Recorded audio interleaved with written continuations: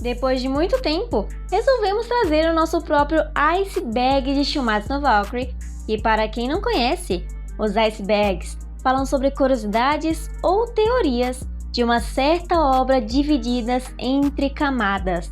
As camadas mais altas, com as curiosidades mais conhecidas, até as mais profundas, com as curiosidades mais desconhecidas pelo fandom. E eu duvido que você realmente saiba cada uma delas que vamos falar aqui. Começando com a primeira camada e o detalhe de que o verdadeiro Ragnarok já aconteceu. Em Shumatsu no Valkyrie acontece o tão chamado Ragnarok, porém na mitologia nórdica era uma série de eventos que provocavam o fim do mundo, juntamente de batalhas de deuses e gigantes. E uma dessas batalhas foi entre a serpente do mundo Jormungandr e o deus Thor, onde os dois morreram. E no Shumatsu, durante a primeira luta de Thor vs Lobo, vimos um momento que fala sobre essa batalha e que ela já ocorreu, mas claramente com um resultado bem diferente, levando em conta que o Thor e o Odin ainda estão vivos no mangá. E essa é uma curiosidade conhecida, porém muito legal de se falar. A maior batalha do Ragnarok. Como sabemos, no final de cada rodada, recebemos informações sobre a conclusão da batalha, os lutadores, o vencedor, golpe final e, por último, o tempo de duração de toda a rodada. E de longe, a batalha mais longa que tivemos em todo o Ragnarok foi de Hércules vs Jack o Estripador, com um total de 26 minutos e 57 segundos, quase fechando os 27 minutos, ali por uma pequena margem de erro. Eu acho que as batalhas devem acabar no momento que o personagem morre ou o Heimdall declara o maior capítulo do mangá. Antes, o Shumatsu costumava ter vários capítulos enormes todo mês, mas de longe, nenhum deles conseguiu superar o capítulo que fala sobre o passado do rei Qin Shi Huang, com um total de 78 páginas, sem contar as duas primeiras, que são colocadas na versão digital dependendo de cada tradução, porque isso meio que não conta como páginas do mangá.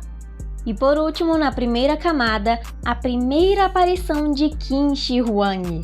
O primeiro imperador da China teve sua aparência revelada muito antes do que ele foi apresentado na batalha em Shumatsu, durante o spin-off do Lubu Hosen, quando eles estavam falando um pouquinho mais sobre o imperador no meio da história e as coisas que ele fez. E agora indo para a segunda camada do iceberg, a primeira aparição do Simo Häyhä. O design oficial do Simo foi revelado para o público por meio de uma votação no Twitter de um dos criadores ou talvez desenhista do mangá. Por isso que todos nós já sabemos como é que ele se parece sem nunca ter aparecido em nenhum capítulo do mangá. E todas as fanarts são bem semelhantes simplesmente por causa disso. O personagem mais alto.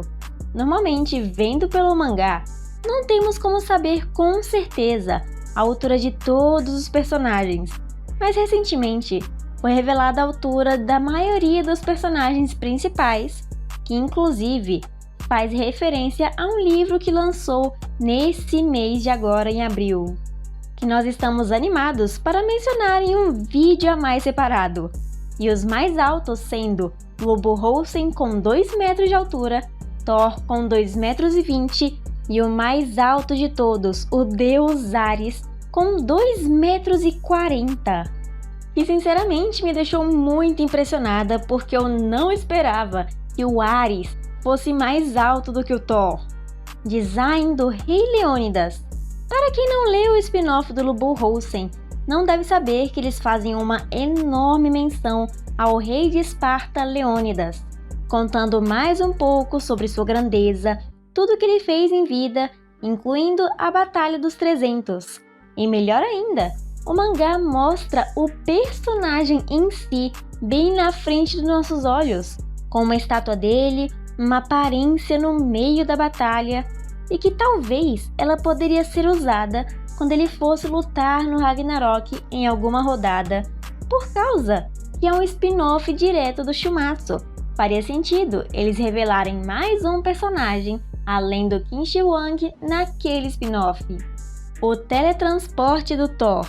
No anime também tiveram algumas modificações quando se tratam de certas cenas, e uma delas é a entrada do Thor na arena, que antes no mangá era completamente normal, assim como os outros personagens. Mas então alguém teve a ideia de fazer o Thor usar teletransporte para aparecer no meio da arena sentado em seu trono. E o Umemura gostou daquela ideia e decidiu então manter no anime como uma adição, porque ele não havia pensado numa entrada tão boa assim quando estava fazendo o mangá. E chegando já na terceira camada, começando com Afrodite, ia participar do Ragnarok. Originalmente, a lista de lutadores não era a mesma que a gente conhece hoje em dia, com algumas modificações notórias em ambos os lados. No lado dos humanos, a gente teria Minamoto no Yoshitsune, Kami-Izumi, o Santo da Espada, e Baby Root. Nos deuses, Daikokuten, um dos 7 deuses da sorte, e Afrodite em uma das batalhas. E eu não consigo imaginar um jeito de que ela é mostrada no Shumatsu que ela pudesse batalhar no Ragnarok. Se vocês conseguirem pensar nisso por mim, deixem nos comentários que eu vou estar lendo todos. Cena deletada do anime.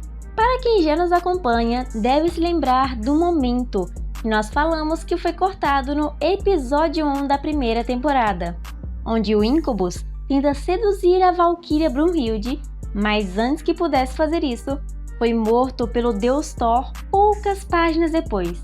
A cena provavelmente acabou sendo cortada por ser pesada demais para o anime ou algo que eles realmente não queriam desde o início.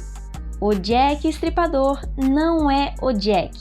Essa é uma informação só para quem leu o primeiro capítulo do spin-off do Jack, de que o humano primeiro não tem nenhum nome definido e foi conhecido pelos seus assassinatos de aluguel, e consequentemente ele acabou matando o verdadeiro Jack Estripador como um de seus contratos e também conseguiu assumir o seu próprio nome para participar do Ragnarok, porque ele se assemelhava com um assassino de prostitutas por causa que ele havia matado a sua mãe, que era desse mesmo ofício. O significado do nome Gol. Como sabemos, o Shumatsu, na maioria das vezes, não é 100% fiel quando se pega inspiração de alguma mitologia ou figura histórica da vida real. E isso se aplica às valquírias e os seus nomes, que podem significar algo diferente do que eles falam na mitologia, já que esse nome é praticamente o que define o poder que ela vai usar quando se tornar uma Volund. E o nome da Valkyria Gol foi mencionado no segundo vídeo de Tibis, falando sobre personagens Shumatsu da primeira temporada. E o nome dela significa barulho ou coisa barulhenta.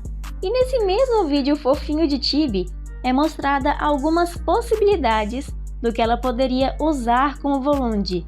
Nada que ela use de verdade, como um megafone, amplificador ou um microfone para uma idol japonesa, o que seria bem inútil em batalha. E agora chegando na última e mais profunda camada de todo o iceberg. O Shumatsu se passa em um dia. Isso é algo que poucos de nós percebemos, por causa que a gente só recebe 1 ou 2 capítulos por mês, raramente quando é duplo. Mas o mangá de Shumatsu se passa em somente um dia normal de 24 horas, levando em conta que cada batalha demora menos de meia hora para ser finalizada.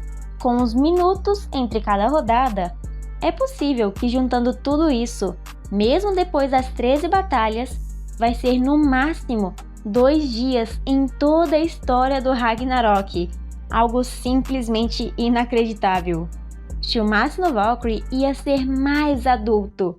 Muito tempo atrás, foi mostrado um capítulo piloto ou capítulo original do mangá, mostrando como seria o primeiro capítulo de Shumatsu com um pouco da batalha de Lu Bu vs Thor.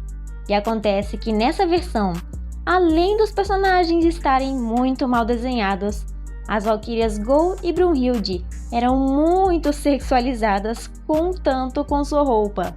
E, inclusive, aquela cena deletada no anime que eu falei há poucos minutos sobre o Incubus é muito mais pesada e adulta, e cenas reveladoras, por assim dizer, nessa versão original só de rabiscos. O significado de Brunhilde. Desde que descobrimos o significado do nome das valquírias, é meio que define os poderes dela como Volund, assim como eu falei. Vimos que na mitologia nórdica, o da Brunhilde era armadura de batalha ou algo parecido com isso. Mas no Shumatsu, obviamente, isso foi modificado, revelado no primeiro vídeo de Chibi, que o nome dela significa aquela que leva a vitória ou batalha brilhante, que não é nada parecido com o que a gente pensava, e agora eu não faço ideia de qual tipo de Volund ela vai fazer com algum humano. Cabelo do Poseidon. Junto com o volume mais recente de Shumatsu, o número 18, saiu um pequeno livro extra sobre o segredo do design de personagens, volume 1. E nele falam sobre vários personagens, incluindo o Poseidon, revelando que originalmente o cabelo dele deveria ser da cor roxa, um roxo bem vibrante, mas acabou ficando loiro por vontade do departamento editorial, e antes ele ficava parecendo mais com um personagem de jogos. Inclusive, um detalhe a mais para vocês, nesse mesmo livro fala que a batalha entre eles, dos cabelos loiros aparecerem cada vez mais, ainda continua. Uma chance de que nós podemos ter mais algum personagem loiro, além dos que já apareceram. Niflheim. Isso é algo que poucos perceberam, porque na Scan brasileira, esse reino é mencionado somente uma vez, de uma forma bem mal feita, que você nem entende o que é que está escrito. Mas na segunda temporada do anime, isso foi falado com muito mais ênfase, durante a conversa entre Hércules e Jack o Estripador, falando que esse é o local para onde as almas que morrem no Ragnarok vão para ter as suas almas destruídas, confirmando então que nenhum dos humanos ou deuses que morreram teriam alguma chance de retornar para o Ragnarok ou voltar à vida, por assim dizer. Valquíria em treinamento. Naquele mesmo livro que eu mencionei a curiosidade do Poseidon, também fala sobre as valquírias da primeira temporada, uma delas a Go, e fala que ela usa roupas normais e não se parecem com as da sua irmã de Valquíria, porque ela é uma Valquíria em treinamento, concluindo então que ela ainda não tem todos os poderes de Valquíria, ou que talvez está aprendendo a batalhar assim como suas irmãs, por ser a mais nova. E por último, porém não menos importante, a curiosidade mais chocante que vocês vão ver hoje. Zeus não usa arma divina. Exatamente isso que vocês ouviram. É confirmado! O Zeus não tem uma arma divina. Não é que ele não escolheu usar a arma, ou que ele queria dar uma chance para o Adão e usar os seus punhos. Naquele livro que fala sobre o design de personagens, assim que ele é apresentado, fala o seu nome, sua mitologia, se ele for um deus, e a arma que ele utiliza. Isso inclui o Thor, inclui o Zeus e também inclui o Poseidon. E coincidentemente, no momento que eles apresentam o deus Zeus, fala que ele é da mitologia grega e que ele não possui armas, ou que ele luta de mãos nuas. Esse é o básico que fala lá. E agora não tem como nenhum de vocês vir falando que o Zeus não quis usar sua arma divina, sendo que falaram agora com certeza que no Shumatsu ele simplesmente não tem nenhuma. Mas já me digam aí, qual das curiosidades do nosso iceberg vocês acharam a mais chocante ou que talvez não conheciam de verdade?